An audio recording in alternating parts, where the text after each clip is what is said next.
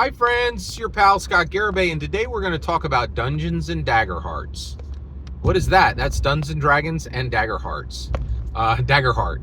And why are you talking about them the same? They're the same now. They're both top tier tabletop role-playing games that matter. Nothing in the OSR, nothing in the indie has ever mattered before because they've never been real competition for D&D.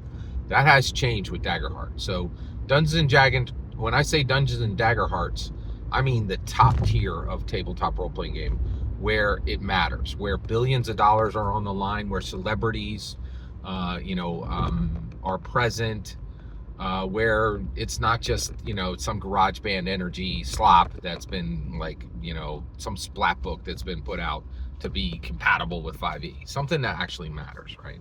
There's only two role-play games in the whole world that matter right now, and it's Dungeons and Daggerhearts. Only one. Okay, let's go. All right.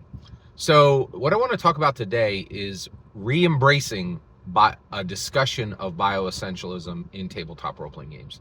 I think we should consider Reembracing the discussion of bioessentialism with species in tabletop role-playing games. All right, so this is precarious. So this is precarious territory. I wouldn't bring this up because I know people have extremely strong opinions about this. I know this is dangerous. This is a tightrope walk, right? So one, nothing I'm going to say is a fact claim, right? This is simply my opinion. It's my humble opinion, nothing more, nothing less. And I'm going to invite correction so that I can learn if I say anything wrong in this. Okay. All right. So first of all, Dungeons and Daggerhearts have both done a ton of work. Dungeons and Daggerhearts has done a ton of work to sever the term race from their game. So Dungeons and Dragons had race in the game. It worked very hard, and one of the major goals of 2024 was to replace race with species. And the reason why was people were taking the race that was said in Dungeons and Dragons and saying, oh, this represents this actual human race, and this race is an analog for this actual human race. And there's even people who say that, from the beginning of the game, there were designers that were doing that specifically, right? Now, I'm not even going to tackle the question of if that was actually happening. What I will say is it was absolutely correct to take race out of the game. That was good for everyone, right? And to replace it with species. And the reason, okay, so that was done in Dungeons and Dragons. They did it even better in Daggerheart. Daggerheart said heritage, and your heritage is connected to your ancestry, which is the same as species in Dungeons and Dragons, and your community. Now, this was brilliant, okay? In D&D, if you are a dwarf, right, then for a long time, and I think they've handled this in 2024, and they did not handle it nearly as well in 2024. So if you're a D&D dwarf, right, there's a good chance you were born in a mountain, right? But they actually give a mechanical activity in Daggerheart. So like Ridgeborn, that would apply to a dwarf in Dungeons and Dragons, right? You're born in a mountain, right? But in Daggerheart, that's a card. Like Ridgeborn is a card. So you could be Highborn, you can be Lowborn, you can be Ridgeborn, you can be Wanderborn. There's all these great, and you can freely mix them with any species. It's absolutely brilliant, and it's much better handled than D&D. But both Dungeons and Dragons and Daggerheart have done the work to sever race out of the game, okay? So that there's no analog between actual human races, right, and fantasy species that exist within Dungeons and Dragons and Daggerheart. Okay. Now, we did the work, right? We built the porch, right? Now, here's the problem. We severed it, right? Nobody can say, oh, this species represents this human race, right? We've severed that, right? But bioessentialism is also a huge conversation. And we're saying, hey, the way you're born doesn't really affect your humanity, right? We're all the same, right? And so while tabletop role-playing games were still pretending that, or that people believed that Dungeons and Dragons races represented actual human races. We wanted to get rid of bioessentialism. We wanted to get rid of that discussion completely. We're like, we don't want to compare human races and say this race is smart and this race is not, right? It's outrageous. It's highly prejudiced. It's highly regressive. It's highly hateful, right? So we wanted to get rid of that, right? All right, I understand all that. Okay, here we go. All right, so we reached this point where we now have severed race from Dungeons and Dragons and from Daggerhearts, okay? And then we also severed any discussion of bioessentialism. And both Daggerheart and Dungeons and Dragons have done as much as they possibly can to give very little, to give no real advantages to one species over another, okay? Now, there are some cases in both areas where one is clearly better than the other, but man, do they bend over backwards to like file that down with a sander, right? Like they really don't want there to be dramatic differences and imbalances between, like, and in the old Dungeons and Dragons, man, it was like level, like you could gain 3 levels, right? If you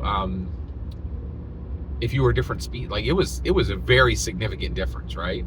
So I thought that was very interesting. So okay, let's get all the way there. All right, why should we consider returning to embracing bioessentialism? Well, here's why. Because it can help us with new conversations that are starting to occur now. We should absolutely not be comparing human beings who are different races. They are the same, right? The one race is no better than another, and if you believe they are, you are a highly prejudiced, hateful, regressive person, okay? But let's get into it, okay? We are about to have human beings that are not the same, right? They are fundamentally different, right? They're not all just human, right? So what would those be? Well, I believe that at this point we already have 3 different types of human beings, okay? Core, cyborg, and crafted, okay? Core would be me. I'm just a regular bog standard human, okay? Next would be a cyborg. I know a gentleman who has a pacemaker. There is a machine in his body that regulates the beating of his heart, okay? And his heart beats better than mine, more like rhythmically.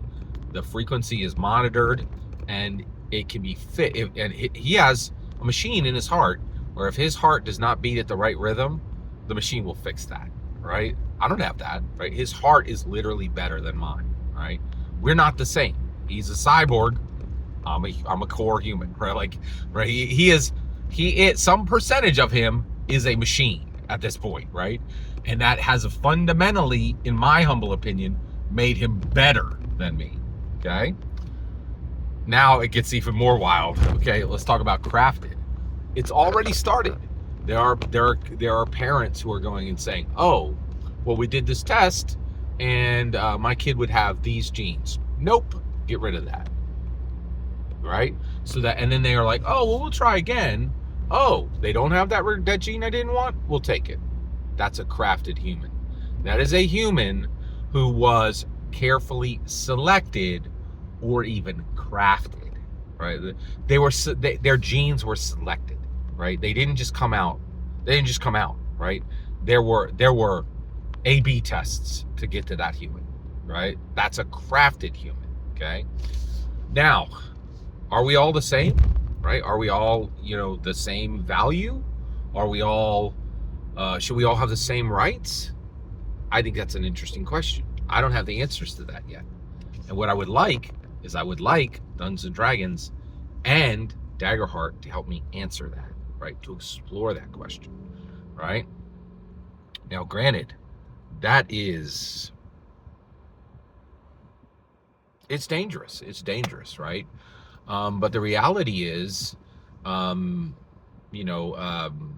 Star Trek had the first interracial kiss on television. It was dangerous. Right? Like the actress who played Ahura you know, accepted a level of, she could have been, you know, she could have paid an extremely high price if somebody had decided to do something terrible, right? And she even talked about that, like that she was, you know, spoken to harshly for taking that. And she also says that she was exalted by others, right? So, you know, if we've already accepted that when it comes to narrative and when it comes to identity, that we can take a step into danger with our art, why should Dungeons and Dragons, why should Daggerheart not have the courage to proceed forward, right? So, and I don't think we know the answer to this yet. We don't, right? And I think we could be, you know, it could be very easy and say, oh, you know, core humans are the same value as cyborg humans, are the same value as crafted humans. But we're at the beginning of this discussion, and I think the remove that naturally happens on Dungeons and Dragons and on Daggerheart is incredibly valuable and really could help us, could accelerate our exploration of this story, could allow us to have this conversation with much less risk, right? And could normalize the discussion and even allow us to get to better answers quicker, I believe. Okay, I think we should explore. I think we should explore bioessentialism through both Dungeons and Dragons and Daggerheart currently, right? Every single word you just heard me say is my humble opinion. Nothing more, nothing less. The important part is when I get to hear your humble opinion. When you get in the comments and send your traffic, please consider liking and subscribing and have a fetch millennium.